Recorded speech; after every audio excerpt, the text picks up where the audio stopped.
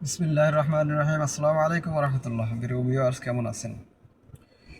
স্বপ্নটা পূরণ হতে 2 যুগেরও বেশি চলে গেল।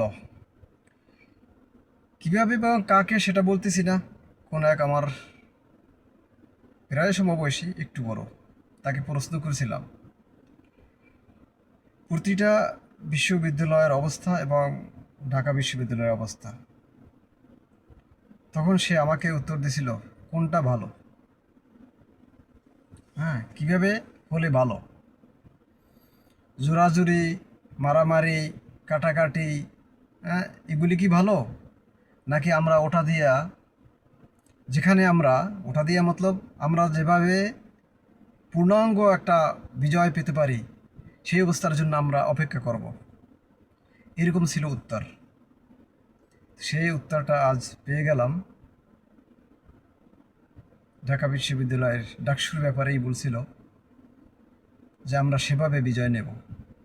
বিভিন্ন যুদ্ধক্ষেত্রের উপমা দিয়ে আমাকে বলছিল। আজ সেটার পূর্ণাঙ্গ রূপ এবং বিজয়ের যে একটা আনন্দ এবং কেমন কিভাবে হতে পারে পূর্ণাঙ্গ রূপ জাতি দেখল। আর 2 যুগের বেশি সময় ধরে আমার অপেক্ষা করতে হয়েছে এই বিজয় দেখার জন্য। এখন আসেন সমসাময়িক কথাবার্তা একটু বলি।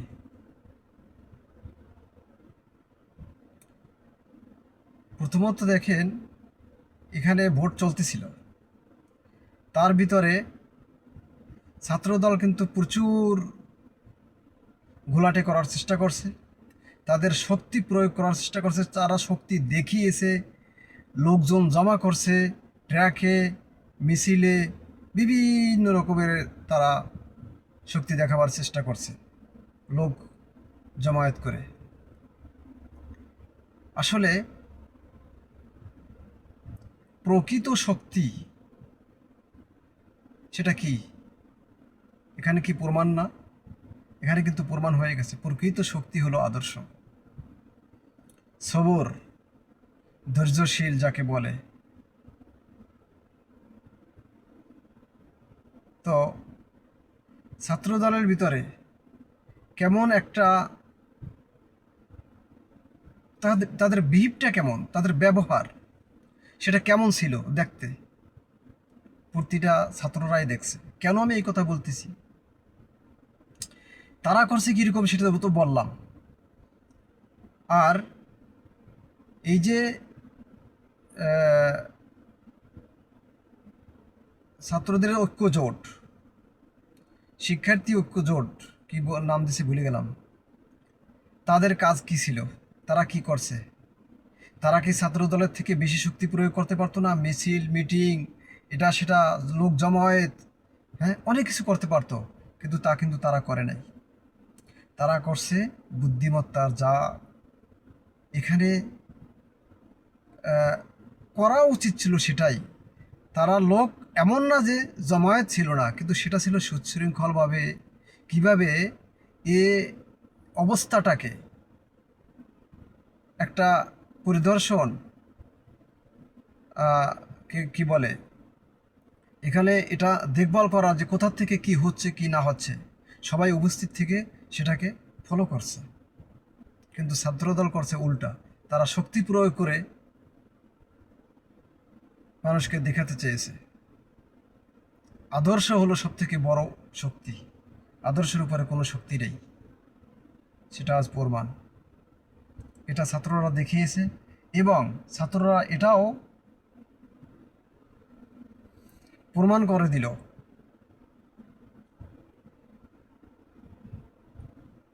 বাংলাদেশের বয়স তো এখন 54 বছর চলে স্বাধীনতার।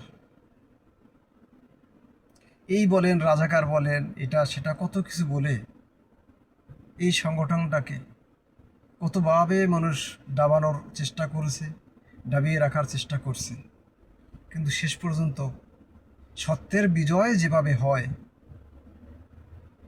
সেটা ওভাবেই হয়েছে, মানুষ বুঝতে পেরে। এখন এই যে কথাগুলো বলতেছি এগুলি সব কাদের ব্যাপারে নেই, কাদের অ্যানালাইসিসটা আমি বলতেছি, সেটা হলো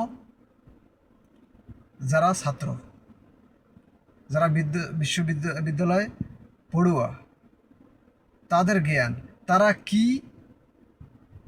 গ্রহণ করলো, কি তারা পছন্দ করলো, কি তারা বুঝলো, বোঝার প্রেক্ষাপটে এই যে বিজয় আসলো। এরা কারা? এরা সব ছাত্র। ঠিক আছে? তো আমি বলবো এই যে আমার মতো এরকম যারা বুড়া যারা আছে, এরকম হাজারো লক্ষ কোটি মানুষ আছে বাংলাদেশে। আফসোস লাগে, কষ্ট লাগে। উফ, তারা নিজেরা এমন না যে বোঝে না, তারা বোঝে। বোঝার পরে তারা কি করে, তাদের যে মনুষ্যত্ব বোধটা আছে সেটাকে তারা পশুত্বভাবে ব্যবহার করে, যার কারণে তারা ঠিক বেঠিক, সঠিক কোনটা, সত্য মিথ্যা এর যাচাইয়ের কোনো ধারে নাই। এখনও আছে হাজারো লক্ষ মানুষ যারা মিথ্যাচার মিথ্যাচার মিথ্যাচার চালিয়েই যাচ্ছে। কেন আমি এইভাবে কথা বলতেছি?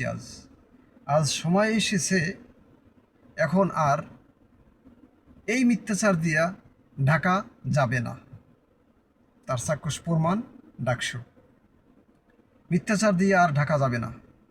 আর শক্তি, সব থেকে বেশি শক্তি গায়ের পেশি শক্তি না, শক্তি হলো সত্য, সত্যবাদী আদর্শ, সেটাই হলো সত্য।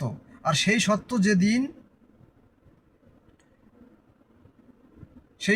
যেদিন মানুষের সামনে প্রকাশ পায় পূর্ণাঙ্গ রূপে, তখন সেটা শক্ত, মজবুত, টেকসইভাবে সেটা বেশ বসে যায়। আজ সেটা প্রমাণ দেখতে পেরেছে, এই বুড়ারাও দেখতে পেরেছে অনেকে। কিন্তু তারা এরপরেও তাদের ওই অন্তরে যে পশুত্ব, তাদের মনে যে অপশুত্ব, তাদের মনে ভালো কিছু, তারা ভালো কিছু বুঝতে পারলেও তাদের পশুত্ব থেকে তাদের মনকে ফিরাতে পারছে না। এটাই হলো আফসোস। তো এখন আমি যেটা বলবো, এই যে সত্য প্রকাশ পেল, সত্যের শক্তি সামনে আসলো, এদেরকে এখন সময় দিতে হবে। সময় দেওয়ার পর এরা কি করে সেটা কাজে প্রমাণ যাকে বলে। ওরা কি বলছে যে আমরা থামবো না। শক্তি, ওইটার নাম কি, ওরা যে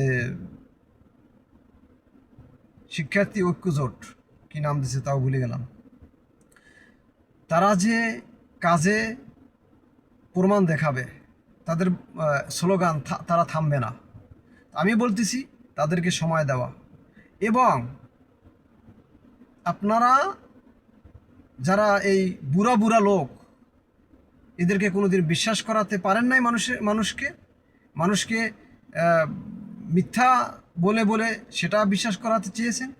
এখন এটা সামনে সময় আসছে চাক্ষুষ প্রমাণ নেওয়ার। এরা যেহেতু এখন সুযোগ পেয়েছে, দেখেন আপনারা তারা কি করে কি না করে। আপনারা মানুষকে বুঝাবার চেষ্টা করছেন। এই 54টা বছর বুড়া মানুষ আর বুড়া দলগুলি, আওয়ামী লীগ, বিএনপি, জাতীয় পার্টি, এগুলি সব বুড়া দল। এদেরকে এখন সময় এসেছে এক্সপায়ার হিসাবে ঘোষণা দেওয়া। এদের এক্সপায়ার ডেট শেষ, এদের আর ডেট নেই। তো সেই ক্ষেত্রে আমি বলতেছি এখন সামনে সময়। আপনারা দেখুন, যারা তাদের পক্ষপাতী তারা তো দেখবেই না, যাদের মনে পশুত্ব তারা তো দেখবেই না। যারা আছেন পক্ষে তারা, যারা আছেন দ্বিধাদ্বন্দ্বে যে আমরা কি করব, এই দুই ধরনের মানুষদেরকে আমরা বলতেছি যে যারা মিথ্যাচার চালালো এই সত্যবাদী সংগঠনের পিছনে, তারা কি করতে পারে সেটা এখন দেখার সময়।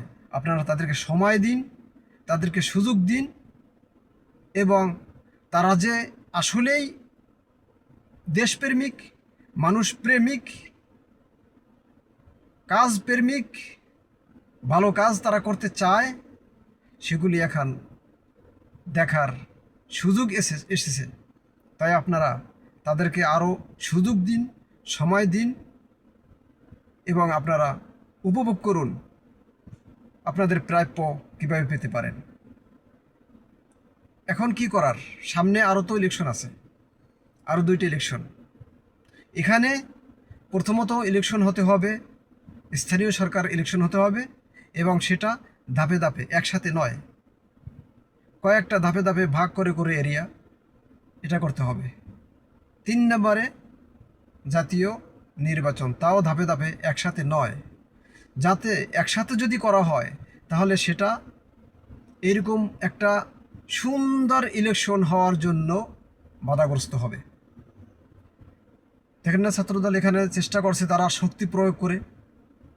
তো একসাথে যদি স্থানীয় সরকার এবং 3য় ধাপে জাতীয় সরকার, তা যদি একসাথে করা হয়, তাহলে ওরা এইভাবে পেশি শক্তি দেখিয়ে ওদের বিজয় ছিনিয়ে নেওয়ার চেষ্টা করবে, গুন্ডামতিপানা, সন্ত্রাসী, জোরদবস্তি করে।